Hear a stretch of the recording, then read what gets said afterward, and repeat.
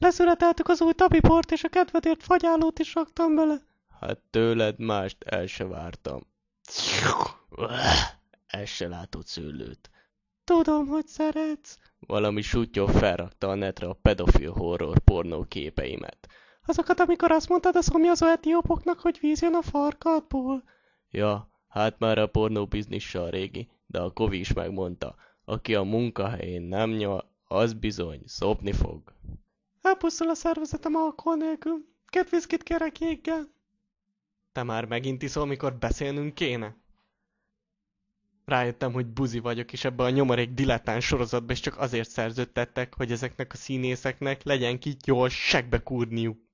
Én pedig alkoholista vagyok. Kutyát nem érdekli az egyéni szociális problémád. És nem is tanácsol semmit. Légy drogos. Azt hittem, te egy érző szívű ember vagy. Te meg egy hülye Láttam a ború képeidet a neten. Átharapom a torkod. Hogy visított a 2 éves csaj, mi? Igen, akasszák fel. És kínozzák meg. Most tárgyalok az arabokkal. Épp megérkezett a 18 éves lányom, aki készséggel ajánlja fel a szolgálatait. A rakétákért cserébe.